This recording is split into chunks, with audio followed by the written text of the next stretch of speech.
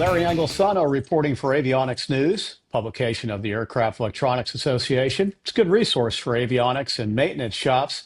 Today I'm talking to Shane Woodson at uAvionix. Shane, thanks for coming on. I think it was somewhere around 2017, 2018 that the skyBeacon ADS-B out device that bolted on to the existing Grimes position light on a lot of airplanes. Pretty quick and dirty, easy installation, and you guys have sold a ton of them. And then the follow on to that was the tailBeacon, I guess it was. It was, yes, sir.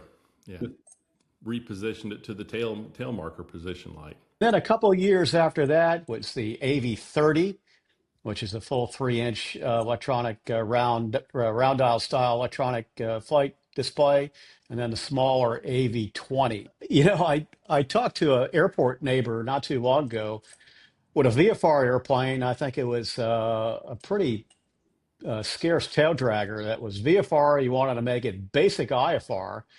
Went into a local avionics shop and wanted to know about the uAvionix product line. And quite frankly, they didn't seem to be very educated. Now, let's first talk about that dealer network. What does the uAvionix dealer network look like for both the AV30 product and some of the other ADS-B solutions you've got? Yeah, it's a good point. So, you know, when we first started, like you'd mentioned with the skyBeacon and the tailBeacon, and this was, you know, pre-2020 ADS-B mandate. And so, you know, those products were really designed for get the product installed, get it in and out of the shop with as minimal downtime, minimal, you know, installation cost and everything. And so, you know, we had, you know, frankly, over 1,500, you know, qualified installers. We had shops that are out there installing their products. But once that kind of started to trail off, and as you mentioned with the AV30, we brought that in, and it's obviously a very simple install compared to other EFIS models, but that product does take a little more installation than what the skyBeacon and tailBeacon was with, you know, 2 or 3 wires and program it and you're done. So now that you're getting in with, you know, shops and they're needing to connect the, you know, the pedostatic air data, you know, connections to it, and frankly, then you get behind the panel, which many of our competitors in the ADS-B world, they experienced that, you know, when they were doing the installs with the 2020 mandate. Now we're behind the panel with these AV30s. And as you know, 50, 60, 70 plus year old airplane, there's gremlins back there. And so, you know, there's a lot more that goes into the install, albeit we're one of the easiest to install. And so we really revamped our qualified installer program over to a preferred installer. And we really stepped up the training. And we're in a situation right now where for the past year, we've been transitioning people over into that preferred installer. And so we work with several partners. So we have lots of training tools out there. Actually, you're probably familiar with Jeff Simon with Social Flight.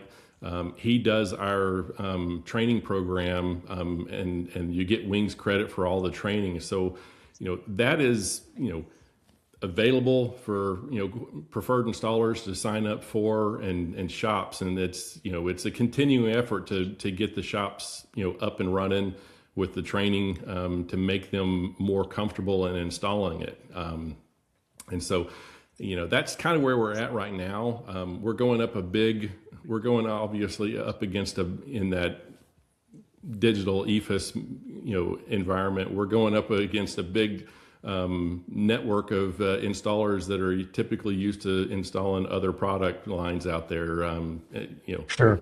They're pretty protective of the Garmin product line. And so, you know, customers are asking for them. They're asking to get them installed. And frankly, once a customer installs one, the shop becomes very familiar with it. They start installing more of them. Customer comes back, wants another one in there. Because as you mentioned, the AV30, it really was initially, you know, we've initially developed and acquired that product as a primary attitude indicator, direction indicator. Let's take a scenario. A customer comes into the shop. Maybe the aircraft has got what I call a federated avionics stack. It's got typical six-pack of round gauge flight instruments. Maybe it's got a, Garmin GNS 430, Yeah. or maybe it doesn't. Maybe the shop is going to put an Avidyne IFD 440, or maybe one of Garmin's standalone WAS IFR navigators, a slimline. Yeah, so to get that full IFR capability, you want the vertical and horizontal guidance. You want to be able to do the LPVs, the ILS approaches, and what that means is you would go down the road with an AV30. Speaking with the GPS navigators or GPSs that you had kind of mentioned, as long as they support AirInc 429, that's what the AV-HSI, and that's a little, I don't have one here, but we can maybe get an image for you. But that AV-HSI, that product is really what takes the AirInc 429 from, that Garmin GPS, that Avidyne, or, it takes that AirInc 429 data, then feeds it into the AV30, and then that's the magic that makes the AV30 full IFR capabilities. Because at that point you can do the localizer, you can do the ILS, you can do the LPVs. You've got everything in there, but it does need that AirInc 429 connection. Sure, sure. Well, let's talk about autopilot interface. Maybe the aircraft has got maybe an STEC 20 or STEC 30. What interface does the AV30 have for autopilot? We're talking heading and basic nav tracking. Yeah. So now, if you want to connect the GPS up to it, and let's say that you're talking the same plane and you have a GPS in there, you can take and also put in the AV APA, and that's so you don't need the APA if you're going to be doing something like a digital autopilot from, call it the Aero Cruise, the True Tracks. Those are digital. The AV30 can support those natively on their own. We're talking budget IFR here. Let's clarify that. Customer comes into the shop, budget IFR. They want to get into basic electronic flight instruments. If it didn't have an autopilot, frankly, probably the least expensive way to go down the road is put an AV30 in with like a trio autopilot, digital autopilot. You can put essentially almost two AV30s and a trio autopilot, and you're still probably under pretty close to that $10,000 mark. So it's a lot of capability, frankly, in there for not a lot of aviation dollars, because it's pretty quick to spend $20,000, $30,000, $40,000 on a panel pretty quick, and when you're talking IFR. Yeah, so if you go with dual AV30s, one up in the attitude position, the other one down is an electronic HSI, you've got reversionary capability, everything you need to satisfy the reversionary requirement.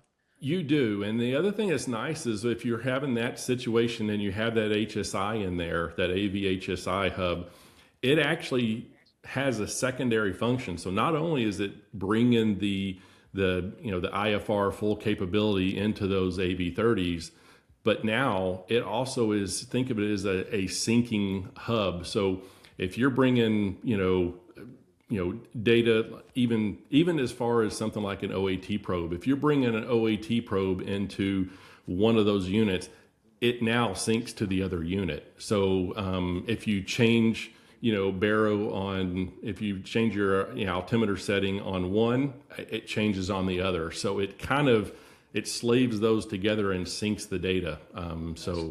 What kind of install time? I mean, if you're talking about, like, for instance, two AV30s, an AV HSI, an APA, and it already has the GPS in there in the plane, mileage kind of varies on this one, but, you're probably talking in the 20 to 35, I know that's kind of a range, but you just don't know what you're getting into there. But you're underneath what kind of the typical G5 or GI 275, hour installation is. But, if it's just an AV30, I've heard guys put them in 6 to 8 hours. And that's all the wiring and everything in there. just don't know what you're going to run into with a 60, 70-year-old plane underneath there. Yeah, it's the can of worms. All right, so let's move on. Last, you've got some portable ADS-B to talk about. Not your traditional portable ADS-B unit, right? No, it's not. I mean, it's so there's a new term. It's not new in other in other worlds like in the UK and Australia and international world. It's electronic conspicuity, or they use the term EC. And so, there's a lot happening in the United States right now, because we've come through now. We're 6 years post ADS-B mandate at this point right now. We're seeing extremely good ADS-B equipage, but there was a gap, frankly, when the ADS-B mandate came out, that didn't allow a lot of people to have any benefit or safety benefit from the ADS-B, and that was, call it, hot air balloons. That was, powered parachutes, ultralights. What does a certified ADS-B solution look like in a hot air balloon? Well, it doesn't. They don't have a panel. There's really no way to put it in there. And so there becomes this whole other, the other side of general aviation, frankly, that doesn't have electronics, or it's not really conducive to be able to install those. And so that's where a product like SkyEcho 2, now this is the international version. It's not available for sale in the United States because it is on the 1090 frequency. It's a low power 1090, which is not FCC approved here.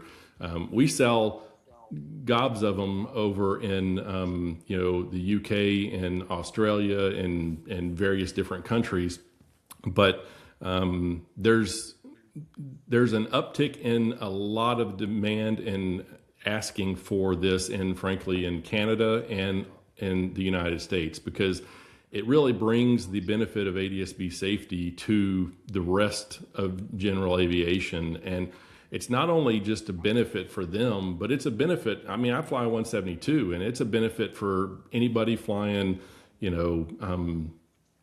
any other airplane out there, because it's on the same network as ADS-B. It's just a lower power. It's anonymous, so there's no identifier being transmitted out there. It is voluntary, so if you want to be conspicuous, you turn it on. If you don't, you turn it off. It does not give you this. This is something to be clear: is as a portable ADS-B out or electronic conspicuity device, it does not give you access into rural airspace. It's not your replacement for the 2020 mandate. It's for people who are flying in uncontrolled, or they're flying in areas where they can't put ADS-B in their plane. And it now allows everybody to see them, and they can be seen by everybody else. It's more of a aircraft to aircraft at this point, because these portables, unless you're in the right position, you're not really going to be reaching, ATC or, the FAA. I'm thinking maybe a Piper Cub on floats. It's a lake airplane, low level, doesn't fly in any airspace, got an electrical system. Is that a good application for this? Absolutely. Yeah, there's another one too. I mean, this one, I live in the country, outside of the DFW Metroplex, and, we crop dusters. There's the Part 108 rule that's going through Congress and stuff right now, and it talks about low altitude, operations, and having an electronic conspicuity device and transmitting your position if you're, say, 400 feet, 500 feet and below. Now it ensures that you as the manned aircraft are going to have right of way. It ensures that everybody else can see you, because right now what's kind of being determined is, hey, listen, if you don't have, ADS-B out on your plane and you're in these low operations with, flying with drones, is there a chance that those drones could have right of way?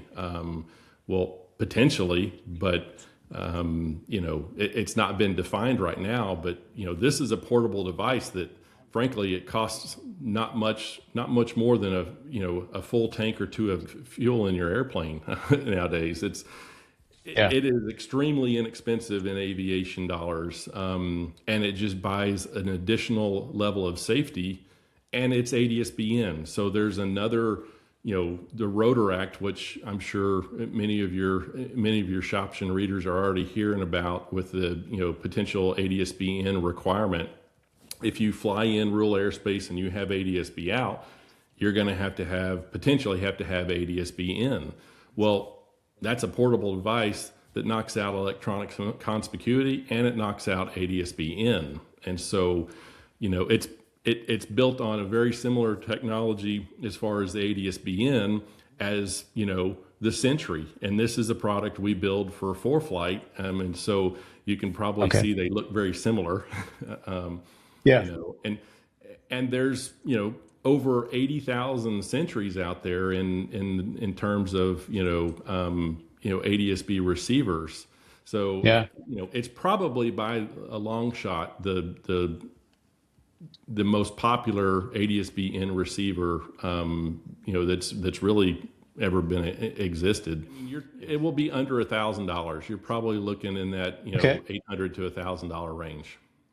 Yeah. Okay. Yeah. If you think about something like a Sentry Plus, Sentry Plus is $799, and that's ADS-B in only. You're looking at a device that gives you technically in and out for in that sub $1,000 mark. We're all pilots, and so we have a very strong feeling in this to improve and bring safety to, frankly, the airspace for everybody. And you could read more about uAvionix, in particular the AV30 flight instrument, in the November 2025 issue of Avionics News magazine. Reporting for Avionics News, I'm Larry Anglisano, and thanks a lot to Shane Woodson for coming on. Thank you for having me.